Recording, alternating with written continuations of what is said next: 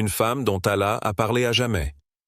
Dans l'immensité du Coran, les noms ne sont pas distribués à la légère.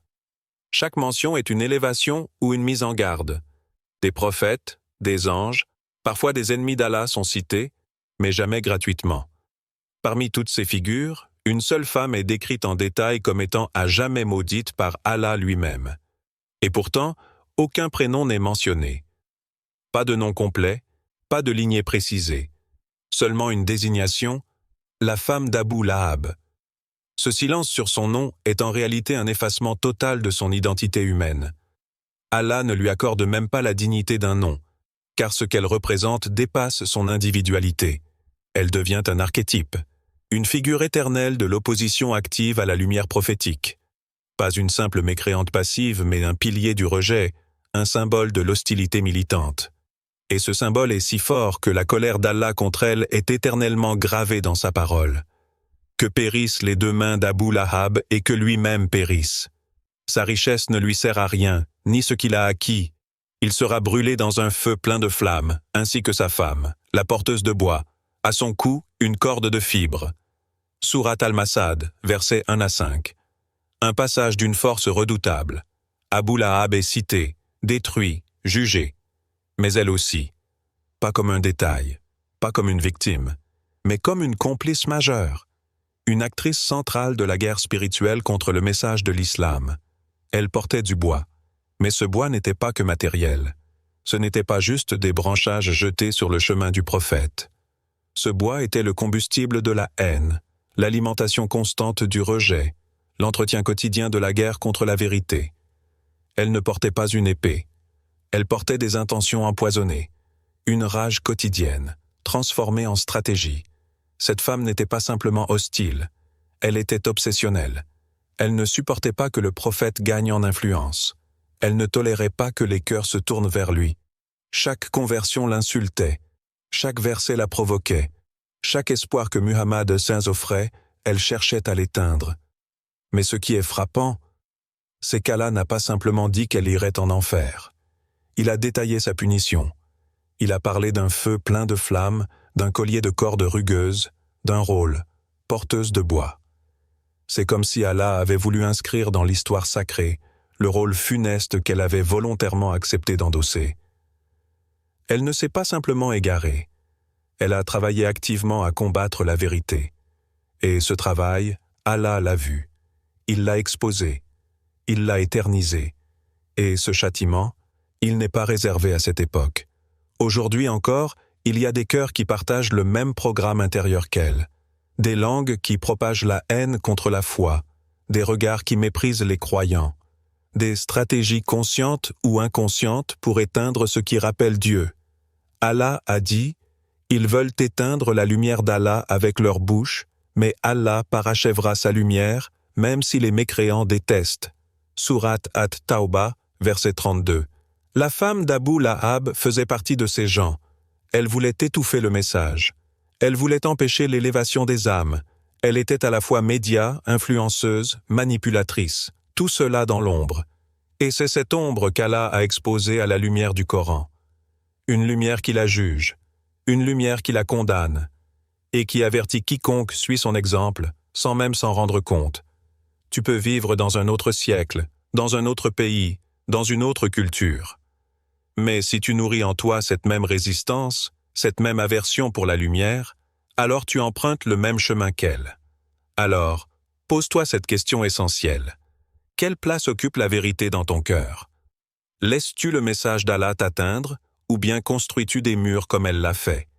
As-tu peur de changer, ou penses-tu comme elle, que la vérité est un danger pour ton statut, ton confort, ton image? Ce qui a perdu cette femme, ce n'est pas l'ignorance, c'est l'orgueil. Et ce poison-là, il survit à toutes les époques. Le feu qu'elle a nourri, elle s'appelait Jamil bint Harb. Ce nom, aujourd'hui presque oublié, résonnait autrefois dans les cercles puissants de la Mecque. Elle n'était pas une femme quelconque. Elle était la sœur d'Abu Sufyan, chef influent des Kouraïch, et l'épouse d'un homme que le Coran allait désigner comme maudit pour l'éternité, Abu Lahab. Mais ce que peu de gens comprennent, c'est qu'elle n'était pas une simple compagne dans la rébellion.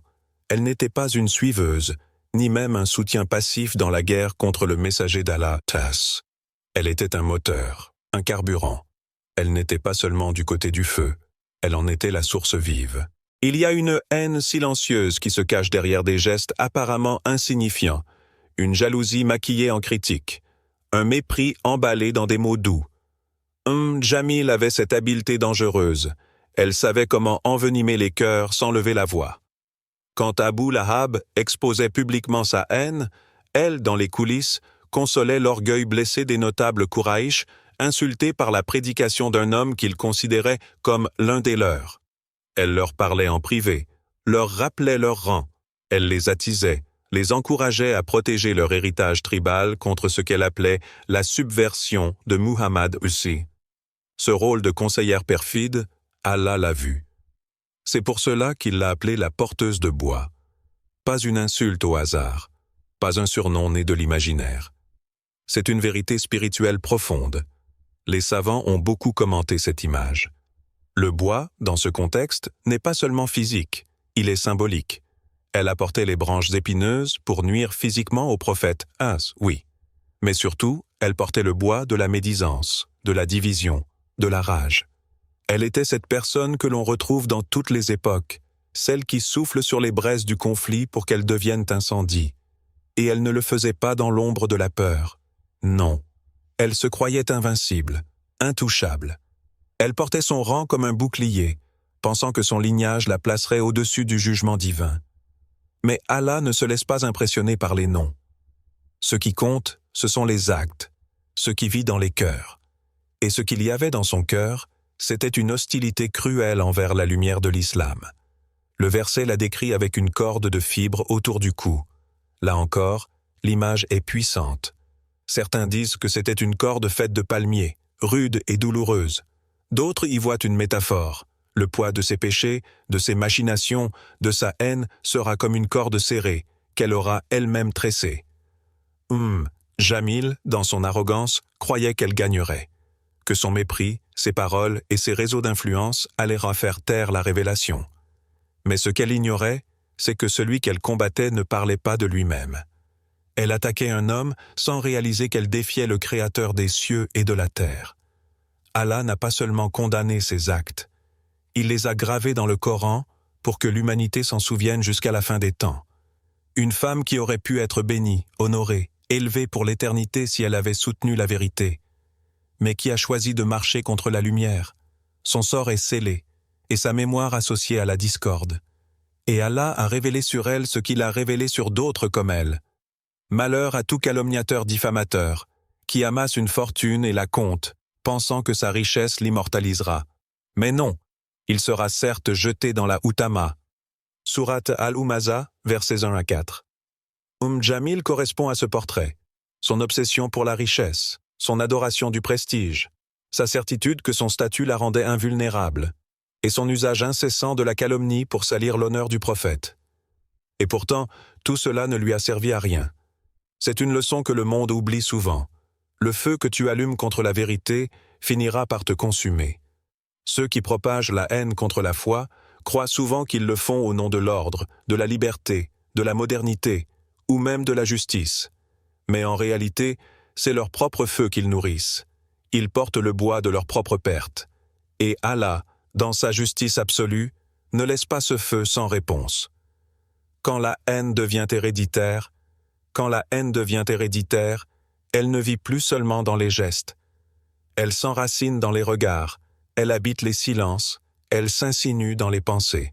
Elle se transmet comme une maladie invisible, d'une génération à l'autre, d'un cœur à un autre. Jamil n'a pas seulement fait la guerre au prophète, elle a incarné une forme de résistance à la vérité si profonde, si obstinée, qu'elle est devenue un modèle du rejet spirituel. Non pas le rejet intellectuel, mais celui qui vient du cœur. Celui qui ne dit pas « je ne comprends pas », mais « je ne veux pas que ce soit vrai ».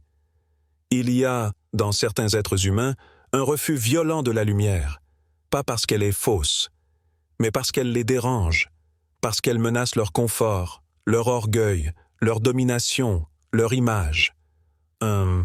Jamil n'a pas simplement nourri sa propre haine, Elle en a fait un héritage, une graine toxique qu'elle a semée dans son environnement, dans sa maison, dans sa tribu, une hostilité presque instinctive envers tout ce qui vient de Dieu.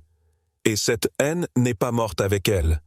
Aujourd'hui encore, elle survit sous d'autres noms, dans d'autres visages, dans d'autres époques. Mais elle garde la même odeur, celle de l'arrogance. Elle vit dans ceux qui tournent la tête quand on leur parle du Coran, dans ceux qui haussent les épaules quand on évoque la prière, dans ceux qui ricanent, non pas parce qu'ils ne comprennent pas, mais parce qu'ils refusent d'être remis en question. Quand on leur dit « Croyez comme les gens ont cru », ils disent « Croirons-nous comme ont cru les faibles d'esprit » N'est-ce pas eux les véritables faibles d'esprit? Mais ils ne le savent pas. Sourate Al-Baqarah, verset 13. Ce verset ne parle pas seulement des anciens, il parle aussi de notre époque.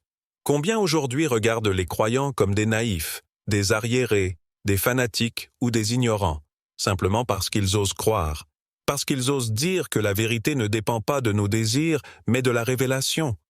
Combien adoptent l'arrogance intellectuelle de ceux qui se pensent au-dessus de la foi? Combien rejettent le rappel non pas parce qu'il est faux, mais parce qu'il leur fait mal? Parce qu'il leur parle d'un péché qu'ils ne veulent pas abandonner? D'une vérité qu'ils ne veulent pas regarder en face? Et toi? Oui, toi qui écoutes ces mots. Pose-toi cette question avec sincérité. As-tu en toi un peu de ce poison? Rejettes-tu parfois un rappel simplement parce qu'il vient d'une personne que tu n'estimes pas? Parce qu'il te gêne dans ton mode de vie? Parce qu'il exige un effort, un changement, une remise en question? Il ne faut pas beaucoup pour ressembler à Jamil. Il suffit de fermer son cœur à un verset, de mépriser un rappel, de traiter la piété avec légèreté, de rire d'un croyant sincère. Ce n'est pas toujours bruyant, la haine de la vérité. Parfois, elle est douce. Elle se manifeste dans un « pas maintenant », dans un « je verrai plus tard », dans un « ce n'est pas pour moi ». Mais ce sont les mêmes racines, le même feu, la même résistance. Allah a mis cette histoire dans le Coran pour nous alerter, pas seulement pour nous informer. Il a désigné cette femme, non pas simplement pour condamner ses actes, mais pour que nous scrutions notre propre âme. La haine Jamil ne portait pas seulement sur un homme, elle était un rejet global de la lumière. Et aujourd'hui, cette lumière continue de briller. Mais qui la regarde avec amour? Et qui détourne le regard avec suffisance? Il ne suffit pas de dire « je suis musulman ». Encore faut-il ouvrir son cœur au rappel, même s'il dérange, même s'il bouscule, même s'il vient de la bouche d'un pauvre, d'un inconnu, d'un frère qu'on a négligé. Car la vérité ne se mesure pas à celui qui la prononce, mais à celui qui l'a révélée. Quand même Shaitan prend du recul, il est un hadith du prophète que peu osent regarder en face. Il y aura parmi ma communauté des gens qui auront des cœurs plus durs que Shaitan lui-même. Pause. Plus dur que Shaitan. Pas plus intelligent, pas plus rusé, mais plus froid, plus second, plus inaccessibles à la lumière. Shaitan se maudit, se bannit, se voilé, a au moins reconnu la puissance d'Allah. Il a désobéi, oui. Il a refusé de se prosterner, oui. Mais il a dit « Ô mon Seigneur, accorde-moi un délai jusqu'au jour où ils seront ressuscités. » Sourate Al-Hijr, verset 36. Il a supplié Allah. Il a cru en sa puissance. Il a craint sa promesse. Mais elle, Jamil, elle a méprisé. Pas avec des théories, pas avec des mots, mais avec son regard, son cœur, sa bouche pleine de poison. Elle ne s'est pas contentée de tourner le dos au message. Elle a planté ses épines sur le chemin du messager. Elle a ajouté du venin aux attaques des Kouraïch. Elle a choisi le camp du rejet avec zèle, avec fierté, avec rage. Et quand on leur dit « Prosternez-vous devant le tout miséricordieux », ils disent « Qu'est-ce que le tout miséricordieux ? Allons-nous nous prosterner devant ce que tu nous commandes ?» Et cela augmente leur répulsion. Sourate Al-Furqan, verset 60. Ce n'est pas de l'ignorance, ce n'est pas de la confusion, c'est une haine assumée, une répulsion spirituelle contre tout ce qui descend du ciel. Et c'est cela qui fait d'elle une âme plus sombre que Shaitan lui-même. Lui s'est éloigné du paradis, mais elle a craché sur la lumière en pleine terre. Elle a tourné le dos au prophète vivant, au Coran vivant, au rappel vivant. Et elle l'a fait avec mépris, avec sarcasme, avec supériorité. Aujourd'hui encore, ces cœurs existent. Peut-être qu'ils ne posent pas des branches sur les routes. Peut-être qu'ils ne crient pas à haute voix. Mais leur dédain est plus profond encore. Ils méprisent la foi par indifférence. Ils ricanent intérieurement quand on parle de l'au-delà. Ils lèvent les yeux au ciel quand on leur rappelle la prière. Ils sourient en coin quand ils croisent un musulman sincère. Et si on leur disait « Prosterne-toi devant Ar-Rahman », ils répondraient par un regard vide, ou un soupir agacé, ou un « C'est bon, laisse-moi tranquille avec ça ». La dureté du cœur est la maladie la plus silencieuse, et quand elle devient plus dure que celle du shaitan, c'est que le feu a tout consumé à l'intérieur. Ce type de cœur ne pleure plus, il ne frémit plus, il ne réagit plus. Le Coran glisse sur lui comme l'eau sur la pierre. Et pourtant, ils rient aujourd'hui. Ils se sentent supérieurs.